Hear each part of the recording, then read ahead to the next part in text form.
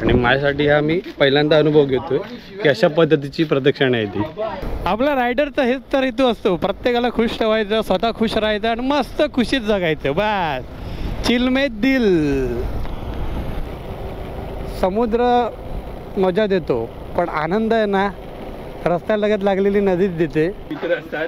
म्हात्रे काय वाटतं की नाही? भाई आहे ना. हा भाई आहे ना. आता भाई आठवलं तुला.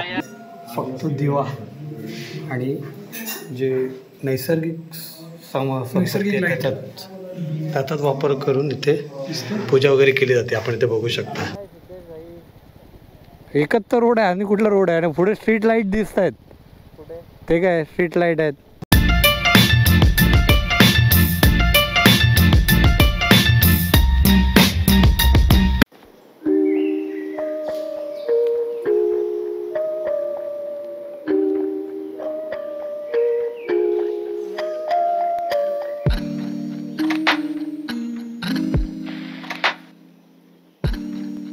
सुप्रभात मंडळी, मी सध्या संजय आदनकर तुम्हा सर्वांचं पुन्हा एकदा स्वागत करतोय आपल्या आणखीन एका नवीन व्हिडिओमध्ये.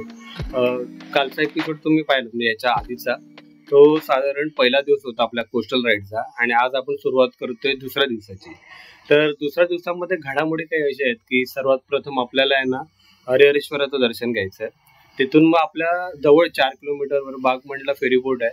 फेरीबोट पकडून आपल्याला दापोली गाठायचं आहे. दापोलीमध्ये आहे स्थित कडावरचा गणपती.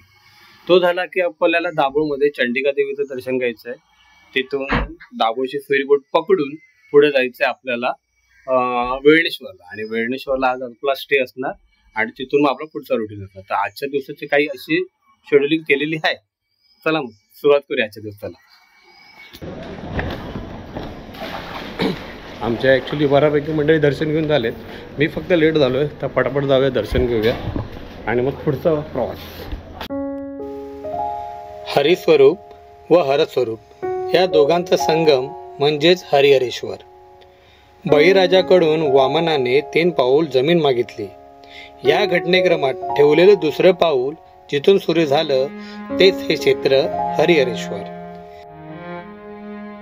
सर्वसाधारणपणे प्रथम काळभैरवाचे दर्शन, नंतर हरिहरेश्वराचे दर्शन करून परत काळभैरवाचे दर्शन घ्यावे अशी इथे प्रथा आहे. हरिहरेश्वर, काळभैरव, योगेश्वरी, सिद्धिविनायक व हनुमान अशी 4 मंदिरं देखील आहेत.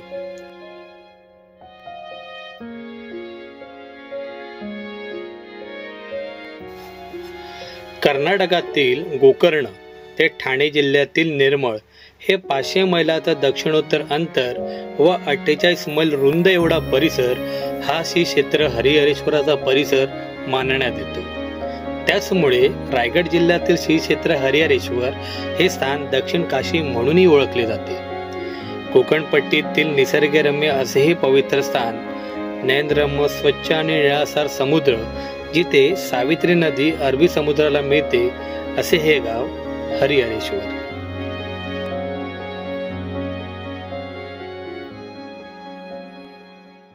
या दीपमाळा 2 त्याच्या एक्झॅक्ट उजव्या बाजूला हनुमानाचं मंदिर आणि ते गणपतीचं छोटंसं मंदिर आहे.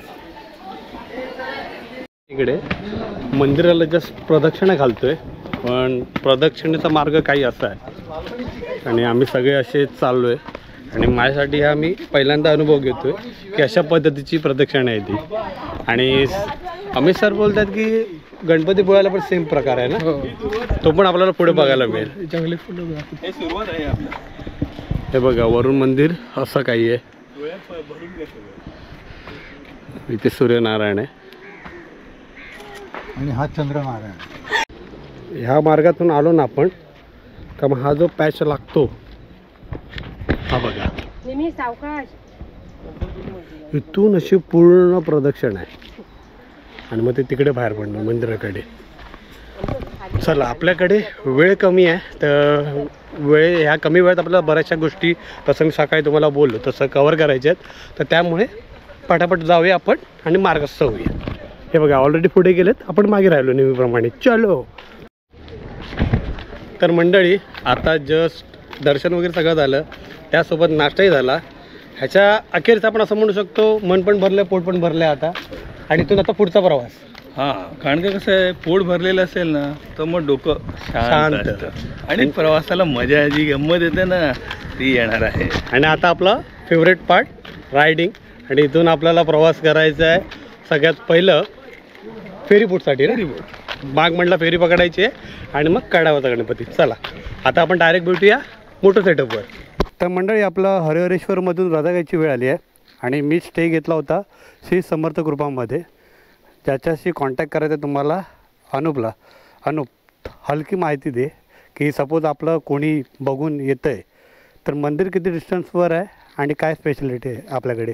मंदिर इकडनं आपल्या इकडनं 5 मिनिटं वॉकिंग डिस्टन्स आहे. हां ठीक आहे. आणि आपल्या इथे काळभैरवचं मंदिर आहे. हां आणि इकडनं वॉकिंग डिस्टन्सवर बीच आहे ओके. आपल्या इकडे. इथून आहे ना, जसं मी माझा एक्सप्लेन सांगतो, हे समोर इथून गेलो हार्डली 2 मिनटावर मंदिर आहे. हो 2 मिनिटं. आणि मेन काय, आपल्या राहायची सोय एकदम व्यवस्थित, गरम पाणी जे मेन लागतं आपल्याला ते एकदम पद्धतशीर आहे. आणि मेन हॉस्पिटॅलिटी, त्यासाठी अनुप इथे असतो. अनुप नसतं तर तुझ्या व्यतिरिक्त कोण असतं इकडे? बाबा असतात. वडील असतात. मी असतोच नाही. ठीक आहे. तर कोणाला आहे ना हरिहरेश्वरसाठी जर स्टे बघायचा असेल तर प्लीज कॉन्टॅक्ट. तुझा नंबर 9082299973. 90822822 89973. 89970. मी तुम्हाला खाली डिस्क्रिप्शनमध्ये देतो. हो 73 याला. 73 आहे. ओके चालेल. मग भेटूया मग परत एकदा. आपला टॅरेस बघायचा राहिला आहे तेवढं, फक्त परत येऊ बघू. Sure sure. श्रीदेवी भगवती, श्रीदेव येतोबा मानसेश्वरा, सुखरूप घेऊन जा आणि परत सुखरूप घेऊन येऊन दे. आजचा प्रवास सुखाचा होऊ दे. चला तर आजच्या राईडला आता सुरुवात झाली आहे.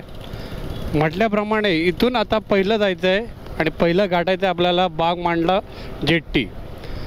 बागमांडला जेट्टीवरून मी पुढचा प्रवास वर्णन करतो.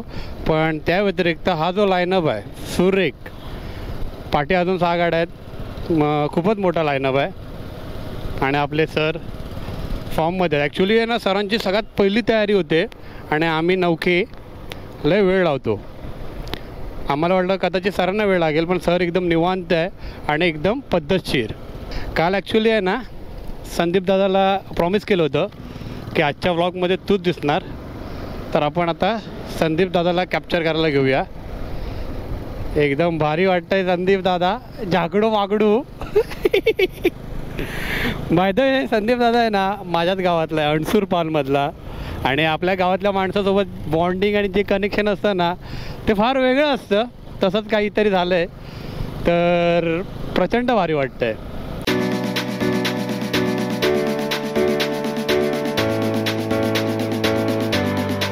संदीप दादा मुस्कुराइए, ब्लॉग में है.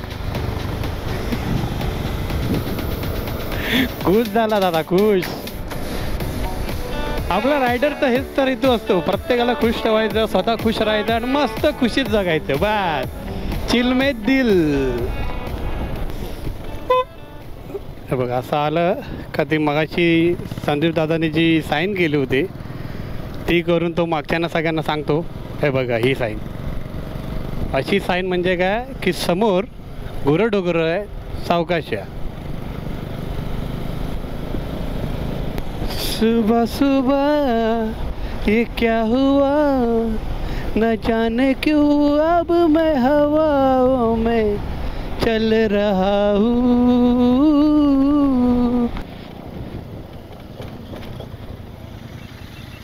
काल तिजे फोटो काढायचा आहे.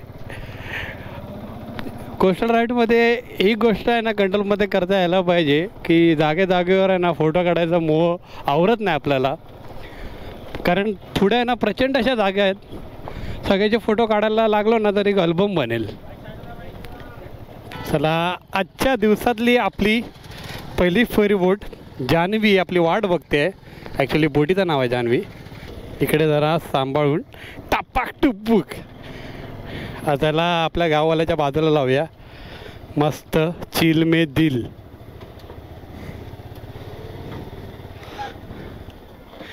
वाव, बोट लावल्या सुंदरसा नजारा समोर. फक्त हवेची कमतरता आहे, बाकी सगळं मस्त. कोस्टल राईडमधला सगळ्यात बेस्ट पार्ट म्हणजे हा एक जेट्टीचा प्रवास. आणि या प्रवासादरम्यान आहे ना सगळे बसून मस्त मस्ती करत असतात निवांतपणे. आणि बाय द वे ह्यांचे नाव ओव्हरऑल राईडमध्ये विराज दादा, स्वप्नील दादा यांची खूप कसरत होते. तुम्हाला मॅनेज करायला कितपत सोपं जातं?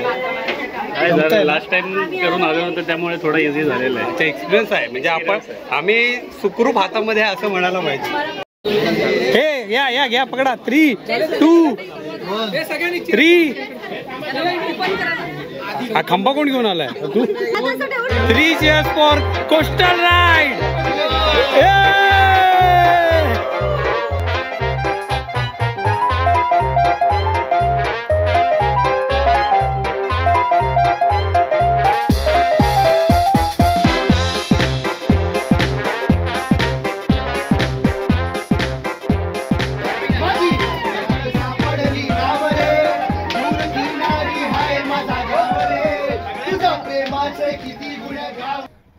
कसली भारी मजा केली आहे. मजा आली ना? फुल मजा केली आहे. इकडे आहे ना जेट्टीवर पूर्ण जेट्टी गाजवली आम्ही. सगळ्यांनी धमाल केली आणि सगळे पब्लिक पण जॉईंट होत होते. रायडर म्हणतात ते नुसतं रायडिंग नाही करायची, माहोल पण बघून थोडं एन्जॉयमेंट करायची. गणपती बाप्पा मोरया. खतरनाक चालली आहे राईड, खतरनाक. आता इकडून 40 किलोमीटरवर आपल्याला कड्यावरचा गणपती बघायचा आहे. तर चला पुढचा प्रवास. आणि एखादी आहे ना वर्षात एक राईड अशी व्हायला पाहिजे. आणि मी इथून पुढेही प्रयत्न करेन अशा कॉन्वेला जॉईंट होऊन राईड करायचा. पण हा आहे ना माझ्या आयुष्यातला सगळ्यात बेस्ट कॉन्वे आहे. आणि मला असं वाटत नाही की असा ग्रुप इथून पुन्हा कधी मला मिळणे. पण सध्यासाठी मी हे जे मुमेंट्स आहेत हे कॅप्चरही करतो आहे आणि अनुभवतो आहे. आणि बस दिवस माझा साजरा करतो आहे. हे आमचे वाडके दादा मला भारी राईड करतात, मजा येते. एकदम शांत माणूस आहे, एकदम बोलतात ना चांगली चिकळी असा माणूस आहे. इथे भविष्यात आहे ना बरंचसं इन्फ्रास्ट्रक्चर डेव्हलप होणार आहे वाटतं. कारण इथे आता समोर बघतायत हा ब्रिज बांधतायत. म्हणजे इथून येत्या काही वर्षामध्ये असे जर ब्रिज बांधले तर ही जेट्टीची मजा जाणार आहे. तर सध्या लवकरात लवकर कोस्टल राईड करून घ्या. एकंदरीत ही संपूर्ण राईड मजेशीर आहे, राईड करणंच मजेशीर आहे. पण या राईड दरम्यान हे जेट्टीचे पॅच जे येत आहेत ना ते खूप सुंदर आणि अनुभवण्यासारखे आहेत. तर हा अनुभव घ्यायचा असेल तर लवकरात लवकर कोस्टल राईडचा प्लॅन करा. नाहीतर येत्या 5-6 वर्षात हे पूर्ण स्ट्रक्चर चेंज झालेलं असणार आणि मग त्यावेळी तुम्हाला जेट्टीचा अनुभव घेता येणार नाही. फुल पॉवर कडक आहे गाडी. कोस्टलसाठीच बनली आहे. उबडखाबड रस्ते, ॲव्हरेज आणि स्मूथ राईड. बघा ना स्मूथ टर्न क्लिअर गेला. आणि ही पण आपली शान आहे भाई. कोकण परी वाटते, कोकण परी कोस्टल राईडवर माझी राणी. लादली बघ, लादली ती बाया बाय. कसा तो सूरज चव्हाण करतो, लादली बघ आतली बघा अगं बाया. संदीप दादा जेव्हा फर्स्ट टाइम मी बघितलं होतं ना तसं वाटलं होतं की एकदम पर्टिक्युलर आहे. म्हणजे बोलतात ना कॉर्पोरेटवाले असतात कसे तसं. पण एवढा जॉली आणि नावात आपला म्हणजे माणूसच आपला गावातला आहे. तर किती पर्टिक्युलर किती सिरियस असला तरी मजा करणं हा स्वाभाविक गुण आहे मालवणी लोकांचा. खतरनाक मजा करतो संदीप दादा. संदीप दादाची आहे ना गाडी चालवण्याची पद्धत पण एक नंबर आहे. म्हणजे ज्या पद्धतीनं चालवतो आहे त्याच्यावर कळतं की एखादा प्रोफेशनल रायडर कसा असावा. एकदम निवांत आणि जिकडे पाहिजे तिकडे तो रेव करतो आहे. पाहिजे तिकडे बोलतात ना स्मूथ, सगळ्या व्हरायटी दादाकडे. आणि ही आहे एका प्रोफेशनल रायडरची व्याख्या. संदीप दादाची तारीफ मी ह्याच्यासाठी करतो आहे कारण आज तो आपला स्पॉन्सर आहे आजच्या राईडचा. पेट्रोल जेवण बिवण सगळं त्याच्याकडून भेटणार आहे मला. त्या व्हिडिओ बघेल तेव्हा हसून मरेल. मंडणगड गावातून आपण चाललो आहे आणि ह्या गावातली पण घरं बघा किती सुंदर आहेत. गाव असतं तुमचं आमचं कोणाचंही असलो गाव असतं. आणि ह्या गावाच्या ना वाईब सेम असते. तुम्ही कोकणातल्या कुठल्याही कोपऱ्यात जावा, तळ कोकणात जावा, अप्पर साईडला जावा किंवा रायगड साईडला जावा, पण गावात एकदा प्रवेश केलात ना तुम्हाला तुमच्या गावाची अनुभूती ते एवढं नक्की. हे बघा ना काय फरक नाही कोकणामध्ये. थोडंसं हवामानामध्ये, जमिनीमध्ये थोडाफार फरक असेल, पण बाकी जे कोकण आपलं अलिबागपासून चालू होतं आहे ते सरसकट टेरेखोलपर्यंत सिमिलरच आहे. बस गौरवची डॉमिनार पण एकदम सॅक्सी वाटते. डॉमिनार पण राईड करायला एक नंबर गाडी, मला जाम आवडते. जर मला कुठली लाँग रूटला गाडी जर चूज करायची झाली माझ्या राणी व्यतिरिक्त तर माझी दुसरी चॉईस डॉमिनार असेल. कारण त्या गाडीमध्ये ना पॉवर ॲडव्हेंचर सगळं मिळतं आणि तिला आहे ना आपल्या हिशोबाने कस्टमाइज पण करता येते. त्याच्यानंतर तिला आहे ना खरंच खूप सुंदर लुक येतो. आणि बजाजने खूप म्हणजे बोलतात ना कमी प्राइसिंगमध्ये एक सुपर बाईक दिली आहे. मला बाजारला जायाची ओढ ना, मला बाजारला जायाची ओढ ना, काना सोडणारे वाट माझी सोडना, काना सोडणारे वाट माझी सोडना, काना सोडणारे वाट माझी सोडना. गाडी लीन करणं इम्पॉर्टंट नाही, गाडी कंट्रोल करणं इम्पॉर्टंट आहे. कारण इकडे केलेला लीन म्हणजे अनंतात विलीन. त्यामुळे नाही हसायची गोष्ट नाही, कधी काही सीन वाजू शकतो. कोकण जेवढा सुंदर आहे ना तेवढा म्हणजे समजून जावा तुम्ही, सुंदर गोष्टीत नेहमी हे करता. त्यामुळे जास्त मोहात पडू नका, थोडं कंट्रोलमध्ये राहूया आपण. कारण आता काय आयुष्याची तिशी पार केली आणि तेवढी मॅच्युरिटी आली आहे अंगात की बाबा जेवढं झेपेल तेवढंच करायचं. पण मजा करायची, मजा तुफान करायची. जशी आता बोटीवर आपण मजा केली, राईड दरम्यान मजा करतो, हॉटेल्सवर मजा करतो, जिकडे जिकडे आम्ही बसतो ना मजा इम्पॉर्टंट आहे बाबा. तो पार्ट आपण मिस नाही करत आहे मजेचा. बाकी हे राईड दरम्यान जे बोलतात ना ओव्हर स्पीडिंग वगैरे, हां एखादा पॅचपुरचं ठीक आहे, पण कंटिन्यू आपण जर ते करत असेल ना आता एखादा मुवमेंट असा येतो जिथे ते हिट झालं तर आणि स्टार आपला बेकार असला तर बोलतात ना पूर्ण राईडला गाळबोट लागतं.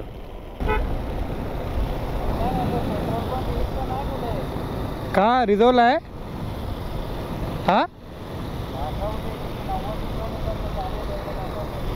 काय टेन्शन घेऊ नको, पेट्रोल आहे माझ्याकडे, बिंदास चालव. अखंड राईडमध्ये ना आतापर्यंतची सर्वात सुंदर नदी भेटली आहे. समुद्र मजा देतो पण आनंद आहे ना रस्त्याला लगत लागलेली नदीच देते. एवढी संत शांत हिरवीगार, खूप मन प्रसन्न होतं. ही राईड आहे ना एका पद्धतीचं मेडिटेशन आहे. म्हणजे राईड करता करता हे अशा पॅचमधून जाताना ना जी मनाला शांती मिळते आणि जे आतून मन असं तृप्त होतं ना, कमाल आहे.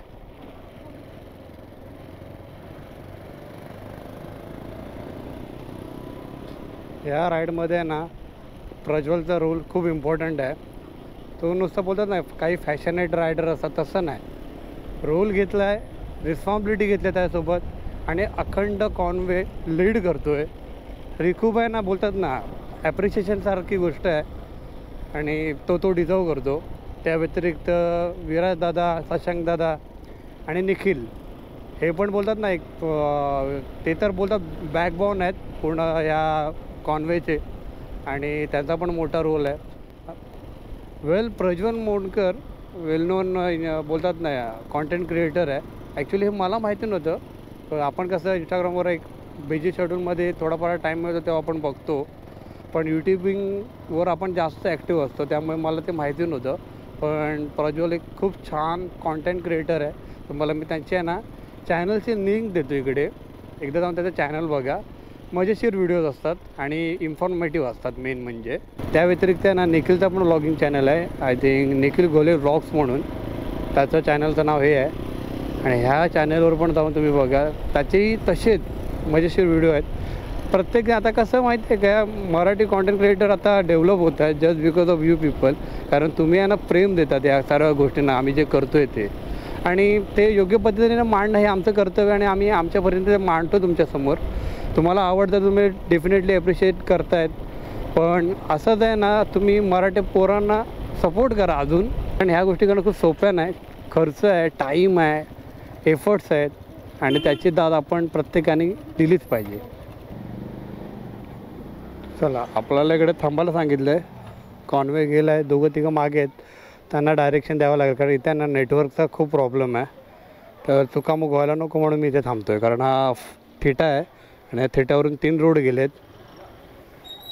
तू लास्ट आहे, मागे आहेत.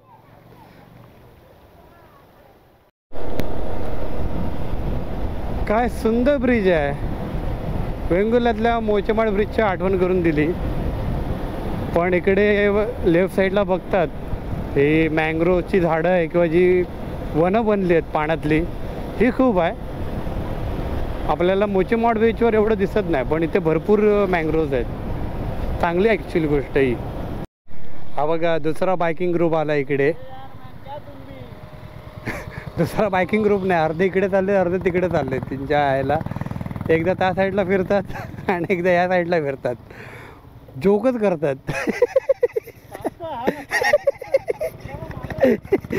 सांगतोय हा रस्ता आहे, हा रस्ता आहे. आई शपथ जाम मजा येते. ॲक्च्युली काय माहिती आहे का, इथे नेटवर्क इश्यू झाला आहे आणि त्यामुळे कसं इकडे तिकडे विचारत जावं लागतं. तर बरंचसं मिसकम्युनिकेशन होतं आहे. त्यामुळे अर्धे इकडे जातात अर्धे तिकडे जातात आणि ह्यामध्ये जो प्रकार घडतो त्याला मज्जा बोलतात बस. आणि ही मजा आम्ही घेतोय सध्या बस. आता इथून अवघ्या काही अंतरावर कड्यावरचा गणपती आहे, तो आता आपण करूया पहिला आणि मग तिथून जेवणाचा एक ब्रेक होईल. तर होतं असं हळूहळू सगळ्या एक एक गोष्टी. पण ह्या बोलतात ना 2 ठिकाणांच्या मध्ये जो प्रवास आहे ह्या कोस्टल राईडचा, त्याच्यात आनंद आहे. कड्यावरील श्री महागणपती अंजरले अशी कमान आहे. आता आम्ही पद्धतशीर इंटर झालो आहे. इथून काही हाकेच्या अंतरावर आहे मंदिर. बघूया कड्यावरचा गणपती आणि त्याच्या मागची काय स्टोरी आहे ती जरा जाणून घेऊया. हा अशा पद्धतीचा एंट्रन्स आहे आणि आम्ही अशा पद्धतीने रेडी आहे दर्शनासाठी. काय बोलतो शेअर? वाट लागली आहे गरमीमुळे फक्त वाट लागली आहे, बाकी मन प्रसन्न आहे. जाऊया. हे असं फोटो सेशन चालू आहे आमचं आणि आमच्या ग्रुपमध्ये आयुष्मान खुराना. शाहरुख खान दाखव. कुठलं घाटकोपरचा? स्वतःच सांगतो जीवचा.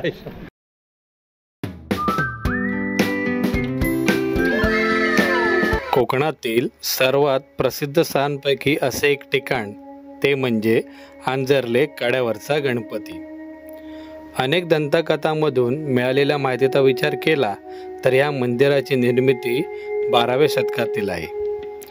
हे मंदिर प्राचीन काळात समुद्रकिनारी होते. ज्यावेळी भरती ओहोटी होते तेव्हा त्या जुन्या मंदिराचे अवशेष आपल्याला पाहता येतात. नैसर्गिक घटकांमुळे होणारे नुकसान लक्षात घेऊन गणपती मंदिर जवळच्या टेकडीवरील माथ्यावर बसवण्यात आले आणि यामुळेच कड्यावरचा गणपती हे नाव प्रचलित झाले.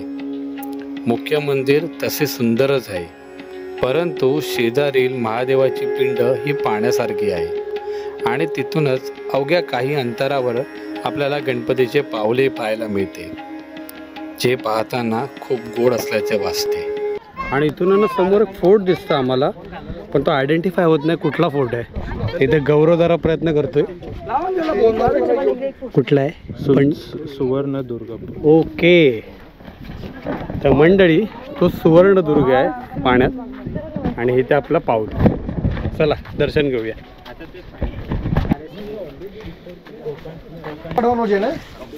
पण इकडे आजूबाजूचं दृश्य बघा ना, लांब लांब पसरली नारळी बागा, समोर एक ब्रिज दिसतं. मे बी आपण नंतर त्या ब्रिजवरून जाऊ.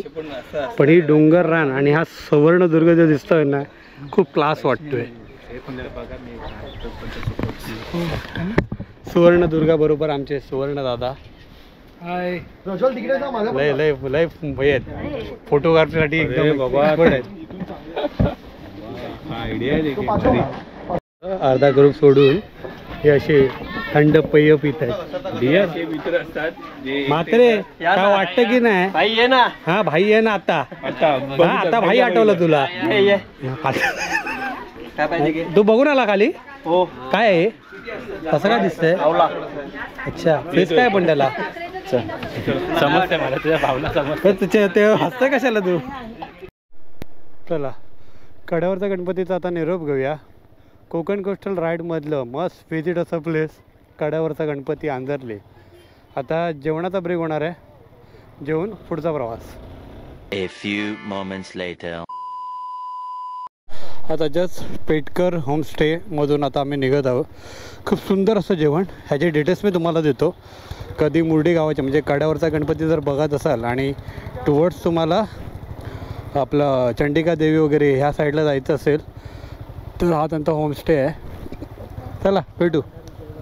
हां खाली सगळे भंडारी हां, बरं वाटलं भेटून. चला चला येतो. हां हो हो नक्की. तो तसा ते पेटकर दादा ह्यांच्याकडे जेवलो आणि मनसोक्त जेवलो. आणि ह्यांच्याकडे ना बरेचसे सुपरस्टार पण येऊन जेवून गेले. अवधूत गुप्ते म्हणा, म्हणजे मराठी कलाकार, महेश पांढरेकर सर म्हणा, आणि अजून बरेच काही. आणि आज तर चक्क सुदेश हळदणकर जेवून गेला, म्हणजे स्वतः मी. म्हणजे विचार करा किती सुंदर जेवण असेल. एनिवेज आता आम्ही चाललो टूवर चंडिका देवी मंदिर आणि त्यासाठी आपल्याला दाभो गाठायचा आहे. तर आता एक फेरी आपल्याला पकडायची आहे जी इथून जवळजवळ असेल एक अर्धा तासावर तरी आहे. चला आपण आता संदीप दादाला कॅप्चर करूया, कारण आता संदीप दादाला फुटेज खायचा टाईम आलेला आहे. नंतर ना बोलणार मला घेत नाही मध्ये तू असा फुटेज. काही वेळापूर्वी आहे ना हा ब्रिज आपण मंडळी तिकडून वरून बघितला होता, टोकावरून. आपलं आपण ह्याला गेलो होतो ना कड्यावरचा गणपती, त्याच्या बॅक साईडला जे गणपतीचं पहिलं पाऊल आहे तिकडून आपण हा ब्रिज बघितला होता. म्हणजे ती जागा तिथे वर आहे.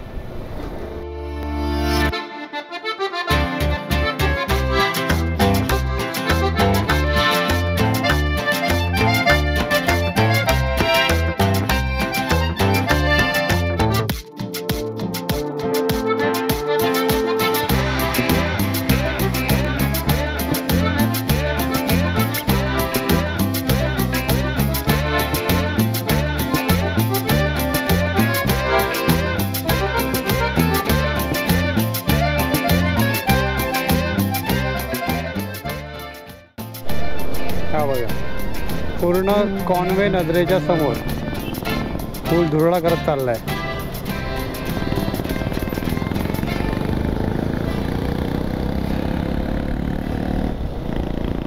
आजच्या दिवसातले हे निसर्गाचे गोल्डन मोमेंट्स.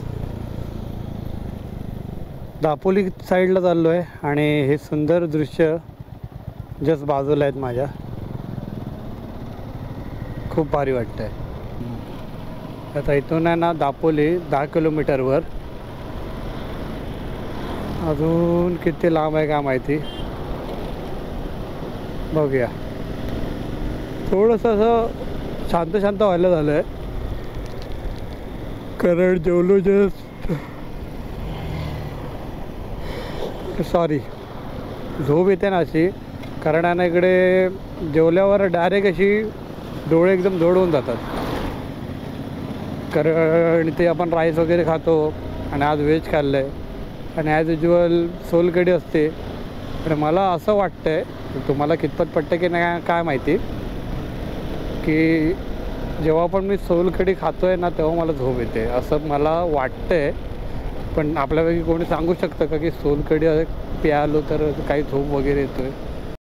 हे आहे ना इथून केशवराज मंदिर आहे कोकणातलं, पण ते सध्या आता ग्रुपच्या आयटनरीमध्ये नसल्यामुळे आम्ही पुढे चाललो आहे. पण तेही मंदिर असं म्हणतात की सुंदर आहे. कोस्टल राईड आता वेगवेगळ्या पद्धतीने आपण करणार आहे फ्युचरमध्ये, पण त्यामुळे कसं काही लोकेशन सोडून जे आपल्याला आता ह्या पट्ट्यात सोयीस्कर पडतात ते कवर करायला बघतो आहे. तर मंडळी इथून आता दाभोळ 20 किलोमीटर अंतरावर राहिलं आहे आणि पोचायला साधारण अर्धा तास तरी लागेल. पण बघताय तुम्ही हळूहळू काळोख व्हायला लागला आहे.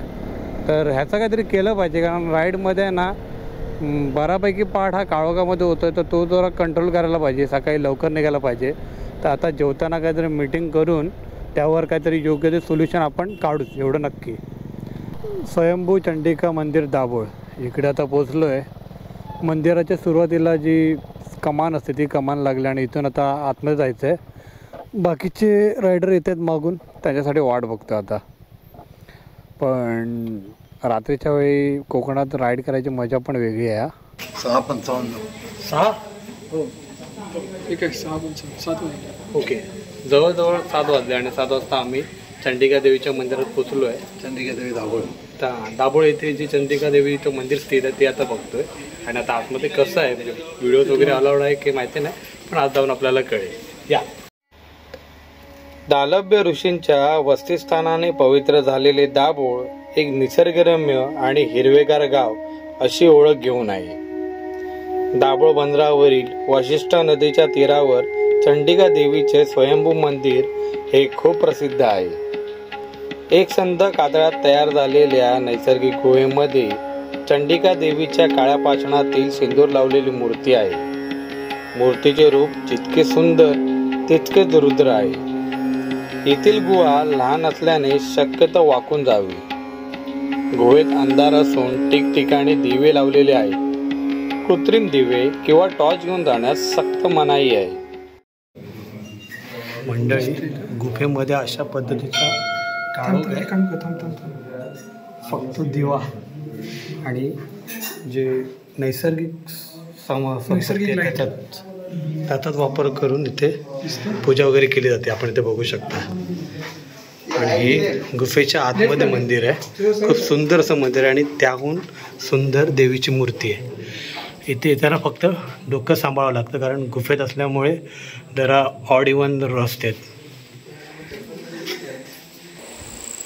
संध्याकाळचे 7 वाजलेत आणि काळोख असल्यामुळे साधारणतः जे जे दाखवता येतं जे शक्य आहे तेवढं मी करतो. तुम्ही पार्टी रातकिड्यांचा आवाज ऐकू शकता. तर इकडे आहे ना, पहिली गोष्ट मागे हे समाधी आहेत म्हणजे त्यांच्या 33 पिढ्यापूर्वी ज्यांना दृष्टांत झाला त्यांची समाधी आहे. आणि बाजूला तुम्ही बघू शकता सुंदर अशा शंकराच्या पिंड्या आहेत आणि भरपूर पिंड्या द्या. ह्याच्या मागचं कारण काय किंवा बोलतात ना, ह्याच्या मागचं कारण किंवा काय शास्त्र आहे ते माहिती नाही, पण ते थोडंसं आता इन्फॉर्मेशन काढावी लागेल. शिवाजी महाराजांनी दाभोळ जिंकल्यावर अंजनवेलचा गोपाळगड, गोवळकोट व आडिवरे भागात स्वारी केली होती. त्याच दरम्यान महाराजांनी अनेकदा या स्थानात भेट दिल्याचा उल्लेख इतिहासात आपल्याला सापडतो. फार वर्षापूर्वी ऋषी दालभ्य यांनी इथल्याच गुहेत तपसाधना केल्याचेही सांगितले जाते. चला, चंडिका देवीचं दर्शन झालं आणि आपण लेटही झालो. सगळे गेलेत कारण आता इथून आपल्याला जेट्टी पकडायची आहे. मंडळी, हा एक एक्सपिरियन्स. दुसऱ्या दिवसात दुसरी जेट्टी आहे, दाभोळ जेट्टी, आणि ते आम्ही रात्रीची क्रॉस करतो आहे. हे बघा, अशा पद्धतीने कोण नाही, पूर्ण अख्खी बोट खाली आहे आणि आमची गँगच आहे फक्त. तर निदान ह्या कारणाने त्यांचा धंदा तरी झाला. A few moments later. तर आता जस्ट जेट्टीमधून उतरलो आणि इथून वेळणेश्वर 30 किलोमीटर. तिथे आपल्याला आता रेस्ट करायचं आहे, स्टे घ्यायचं आहे. चल आता पटापट हॉटेललाच पोचूया कारण आता रात्रीच्या अंधारात काय दाखवण्यासारखं नाही. पण ह्या ज्या गायी बियी आल्या त्या तेवढ्यात फक्त बघून घ्या. ही बघा, छान आहे, खूप मस्त. ही तर मस्त दिसते, क्यूट आहे. वा वा वा. चला आता डायरेक्ट भेटूया हॉटेलवर. विचार केला मस्त आता आमच्या हॉटेलला जाऊन जेवून ताणून देऊ. पण थांबा, आपण विचार केला आणि तसंच झालं. तर ती राईड कसली? कारण इथे एक ॲडव्हेंचर पॅच आमची वाट बघत होता. साधारण लोकांच्या पायाखालून जमीन सरकते हे ऐकलं होतं, पण इथे चक्क आमच्या गाडी खालून रस्ते सरकतील असं वाटलं नव्हतं. आणि सुरू झाला ॲडव्हेंचर पॅच.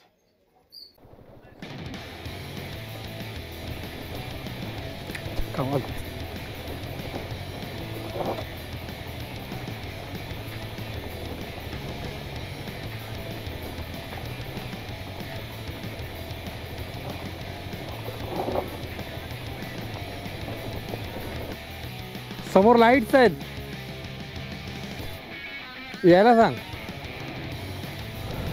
रोड कच्चा दाखवतोय रे. रोड कच्चा दाखवतोय. हा रोड दाखवतोय. एकच तर रोड आहे आणि कुठला रोड आहे? आणि पुढे स्ट्रीट लाईट दिसत आहेत. ते काय स्ट्रीट लाईट आहेत? प्रज्वल, दोघं जाऊन बघून येऊया. चल पुढे. हां नाही ते तापव असेल ना मग तू रिटर्न ये मग चल. हां हां मी येतो कारण पुढे अंधार आहे ना का अडकलं बिलकलं तर आहे मी. हां संपला.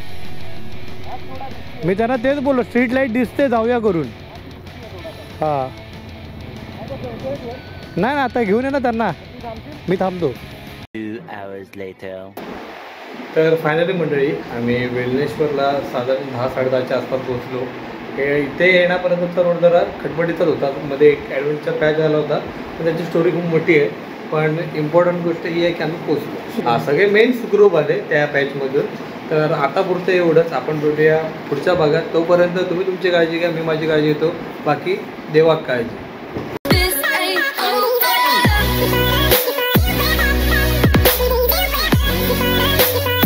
मंडळी मंडळी मंडळी गोप्रो पडला होता म्हणून आवाज चेक करतोय. बघा बघा बघा बघा कसा आवाज येतोय, कसा आवाज येतोय.